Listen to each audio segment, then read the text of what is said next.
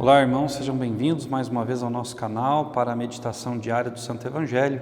Hoje, dia 7 de setembro, terça-feira, feriado nacional, dia da independência do nosso país, 23ª semana do tempo comum. Eu te convido a tomar em mãos a palavra de Deus, abrindo-a no Evangelho de Lucas, capítulo 6, versículos de 12 a 19. O Senhor esteja convosco, Ele está no meio de nós. Proclamação do Evangelho de Jesus Cristo segundo Lucas. Glória a vós, Senhor. Naqueles dias, Jesus foi à montanha para rezar e passou a noite toda em oração a Deus. Ao amanhecer, chamou seus discípulos e escolheu 12 dentre eles, aos quais deu o nome de apóstolos.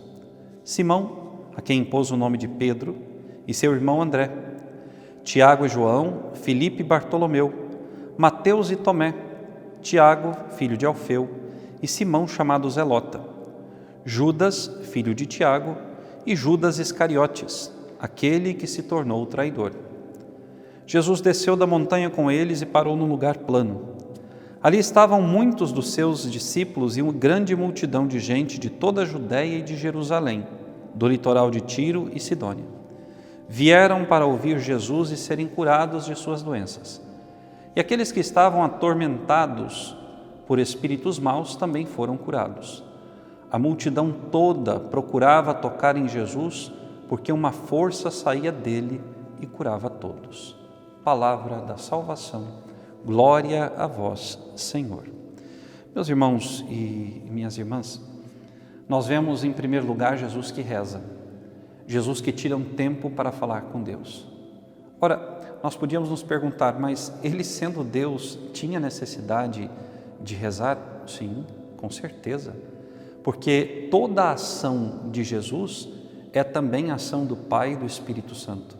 Portanto, Jesus necessitava desses momentos a sós com o seu Pai Deus e com o Espírito, para que ambos, nessa troca de amor, pudessem juntos decidir como agir em relação a nós, a humanidade. Jesus nos convida a termos como cristãos momentos de oração, momento em que nós vamos conversar com Deus, momento em que nós vamos derramar no colo de Deus todas as nossas preocupações, em que nós vamos receber de Deus naquele silêncio ou naquele diálogo bonito e fraterno entre nós, entre o Cristo, entre o Pai e o Espírito Santo, momento esse em que nós vamos receber os consolos de Deus. A oração é a base da vida cristã. Um cristão que não reza não tem forças para vencer as dificuldades da vida. Depois, rezando, Jesus nos convida a ouvir o seu chamado. Ele rezou.